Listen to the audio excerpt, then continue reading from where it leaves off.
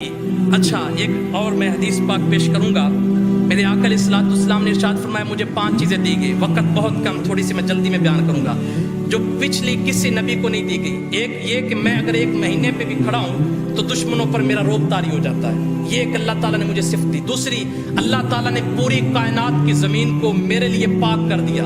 پہلے ایسے ہوتا تھا کہ ایک مخصوص معبد ہوتا تھا، وہیں پہ جا کے عبادت کرنا ہوتی تھی، لیکن میری امت کے لیے خاص ہے، اذان سنی، کانوں میں اذان ہے، مصلی ڈالو، جہیں پہ بھی ڈالے گا نماز ہو جائے گی۔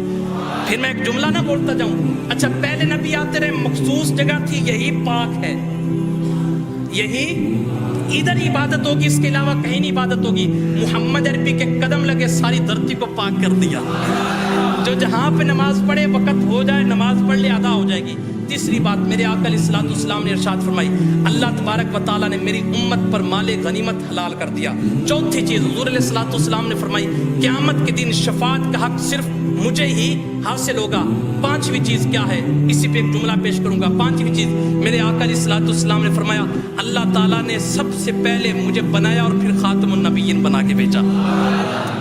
اچھا حضرت حضور علیہ الصلوۃ والسلام نے فرمایا کہ میں ابراہیم علیہ السلام کی دعا ہوں اور عیسیٰ علیہ السلام کی بشارت ہوں۔ میں حضرت ابراہیم علیہ السلام کی دعا ہوں اور عیسیٰ علیہ السلام کی بشارت ہوں۔ ایک دن بیان کر رہے تھے عیسیٰ علیہ السلام، ایک آنے والا ہے جس کا نام احمد ہوگا، اس کی شان یہ ہے، رب نے اسی کے لیے کائنات کو سجایا، رب نے اسی کے لیے کائنات کو بنایا۔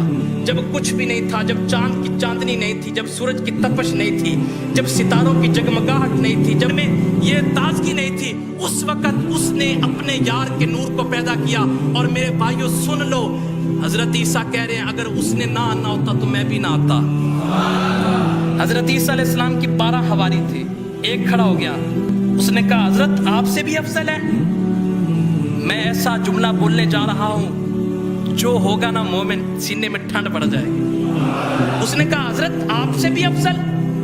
آپ نے کیا جملہ کہا؟ کہا مجھ سے افضل کی بات کرتے ہو؟ کہا مجھ سے افضل کی بات کرتے ہو؟ کہا حضرت جی آپ روح اللہ ہے اور انجیل کے تو آپ مالک ہیں، صاحب کتاب ہیں، اولو العزم رسولوں میں آپ کا نمبر ہے، آپ سے بھی افضل۔ کہا سنیے، ابن مریم کو اگر اس کے نالین کے تسمے باندھنے کا بھی موقع مل جائے تو یہ بڑی مقدر کی بات ہے۔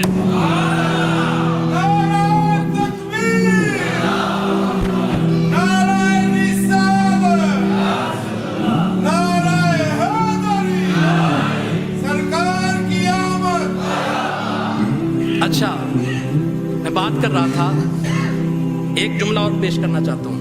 وہ جملہ کیا ہے؟ حرف لن یہ ایک ناصبہ کا لفظ ہے، جب یہ مضارع پہ داخل ہوتا ہے، مفتی صاحب بیٹھے ہیں، علماء کرام اور بھی ہوں گے، تو یہ ابدی نفی کرتا ہے کہ کبھی بھی یہ کام نہیں ہوگا۔ حضرت موسیٰ نے کہا یا اللہ میں نے تجھے دیکھنا ہے، آواز کیا آئی تھی؟ لن ترانی موسیٰ، تو کبھی بھی دیکھ، حالانکہ یہ ہمارے عقیدے کے خلاف ہے۔ قیامت کے دن سب رب کو دیکھیں گے، ایسا ہی ہے نا، ہمارے عقیدے کے یہ خلاف ہے۔ جنت میں جنتیوں کو اللہ تعالیٰ زیارت کروائے گا، اپنا جلوہ دکھائے گا، جب اس کی ایک جھلک پڑے گی نا تو بندہ 50 سال دیکھتا رہے گا۔ جب اس کے اوپر پردہ آئے گا کہیں گے کدھر گیا؟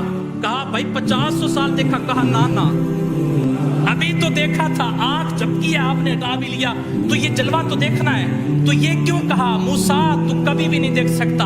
ایک جملہ سنیے، ہمارے علماء کرام ایک لفظ محذوف بھی مانتے ہیں کہ کوئی لفظ معذوف بھی ہوتا ہے، چھپا ہوتا ہے، مستتر ہوتا ہے، تو میں یہاں پہ یہ جملہ کروں گا، یہ جملہ یہ پیش کرنا چاہتا ہوں، لن ترانی یا موسیٰ، تو مجھے کبھی بھی نہیں دیکھ سکتا، حتیٰ یرانی محمد، جب تک محمد مجھے نہیں دیکھ لیتا۔ یعنی کہ میرے دیدار کا افتتاح وہ محمد عربی کی آنکھ سے ہوگا، جب تک مجھے وہ نہیں دیکھ لیتا مجھے کوئی بھی